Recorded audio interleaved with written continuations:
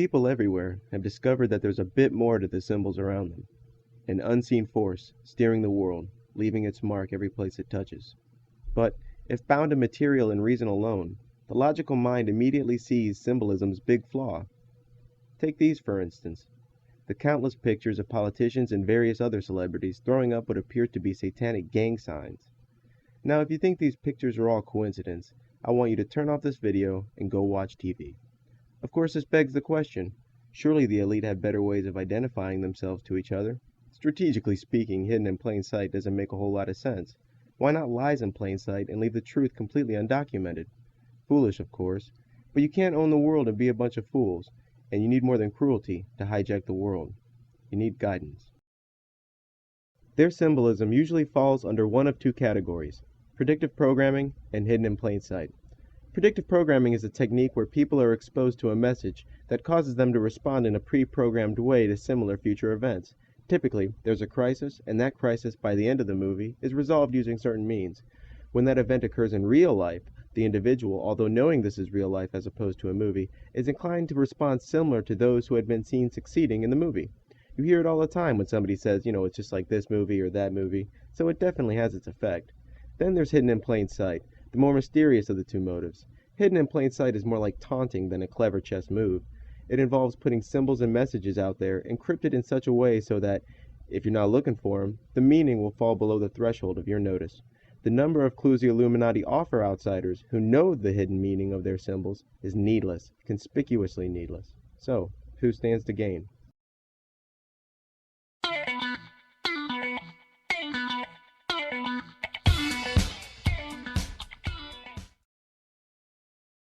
Happy Feet is basically a retarded kids movie where a bunch of penguins seize upon every excuse possible to start dancing. First they dance, then they alienate the star of the movie, then they dance, then they find out their fish is disappearing, more dancing, then they find out the evil humans are destroying their environment, throw in some dancing, then they rebuild the Tower of Babel while dancing. And then the evil humans find out about the starving penguins and what they're doing to the environment. So what's the problem? Well, among other things, we are messing with their food chain. And we have got to do something about it. We suggest a ban on all marine harvesting. Why should we do anything at all? They're just a bunch of flightless birds at the bottom of the world. Is equal to... I don't want to live alone without penguins. So what are we going to do about it? We gotta be the sheriff. Bang up the sign, no fishing.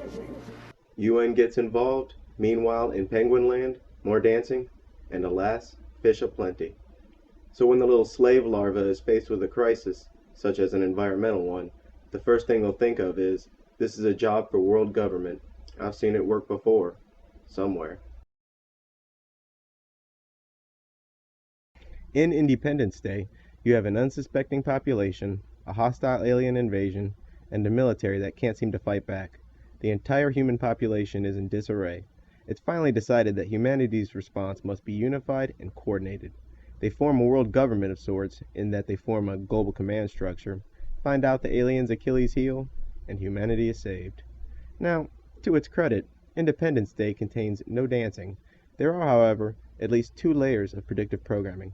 First, world government solves a problem. Fish aplenty. Secondly, it's eventually the plan of the elite to convince us into a bogus alien invasion, or perhaps a real one the Illuminati would rather avert. So this prepares us for that us against them mentality. In H.G. Wells' Things to Come, humanity has been decimated by war. Industry was thought to have ground to a halt, diseases everywhere, most if not all major cities lay in ruin. But a world government is forming in the background, hell-bent on destroying all sovereign states.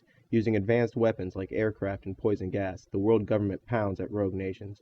Eventually, those pesky tin pot dictators are destroyed, and the new master race, together with a world government, march triumphantly into humanity's great new age. In the movie, it's progress this, progress that, painting national sovereignty as problematic and against progress. This is certainly an example of predictive programming. This movie, released in 1936, preceded World War II by only 3 years, and the formation of the United Nations by only 10. This movie was definitely meant to seed the mind with things to come.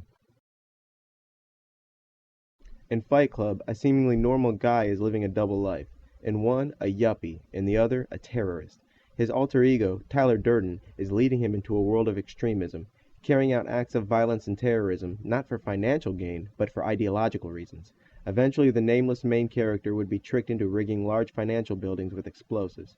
Now, this is hidden in plain sight because the World Trade Center was brought down in a similar fashion, but it's predictive programming because it lends itself to the idea that such an act against a financial center was the work of extremists rather than the authorities. 300 is an excellent example of predictive programming, and hidden in plain sight if you have the right eyes. First, you have the King of Sparta, and an alternate history of Greece where shirts are illegal and all of Asia is sending its hordes of soldiers. You have the ruler of Persia, a black guy for some reason, and you even have the E4s, greedy, inbred black magicians who secretly rule over even the kings of Greece. Sound like anyone we know? So the Spartan king goes out to pick a fight with with Persians who appear determined to be helplessly impaled on one side, and the brave Spartan king with his elite fighting force on the other. Like heat-seeking missiles, wave after wave of Persians clamor desperately to be in the path of the sharpest sword possible. But alas, the Spartan king is defeated. Now it's no secret that the New World Order wants to move into Asia, but naturally it will face hordes of enemy soldiers. So it helps to have it implanted in the minds of people that a superior few can stand against the many. Yeah, the Arabs will just walk right into your spears, and if the Chinese give you any trouble, just push them off a cliff. They foster this idea because this is exactly what they're cooking up. John Carpenter's They Live starts off with Roddy Piper emerging from train tracks or a train station. If you've seen my first documentary, Hollywood Insider's Fallen Angels, you'll know that trains are symbolic for interdimensional travel. Roddy first just tries to get by in his new life, but eventually his curiosity would get the better of him. Soon he would realize that the world he lived in was false, and that there's non-human beings masquerading as ordinary people. He then tries to bring in his new, rather reluctant friend into this knowledge. They both set out to undo this conspiracy, eventually succeeding in a sacrificial way. This is an instance of hidden in plain sight, an uncomfortable truth mixed in with trivia and displayed to the masses. But this story of the quote-unquote vampire hunter is common, so if John Carpenter was making a savior out of Roddy, then it also is predictive programming. In The Matrix, a messiah-like character called Neo learns his world is an illusion, and there's a war happening behind the scenes. After much trial and discovery, he eventually finds out he's the chosen one and defeats the machines. From a hidden in plain sight perspective, it reveals that the world the masses live in is imaginary. From a predictive programming point of view, it propagates the savior angle, the chosen one who will save humanity and undo the conspiracy. Demolition Man features Sylvester Stallone, who is unfrozen after decades in ice. He comes to find a world full of squares, ruled by a man who sabotages his own city in order to seize more control of it. Stallone, by the end, kills the guy and ends his tyranny. Demolition Man has it all. Retina scans, chips that control both buying and selling and can locate you anywhere, a strict police state where even reproduction is regulated, a leader that doubles as a religious leader who not only oversees secular but moral affairs as well, and even the inclusion of false flag terror, as the leader releases criminals to terrorize the city. From a hidden in plain sight perspective, it's a no-brainer, no symbology, only the literal future. From a predictive programming perspective, it reinforces this savior concept who will come and undo the conspiracy. The Man Who Would Be King is the Illuminati's favorite story, hands down.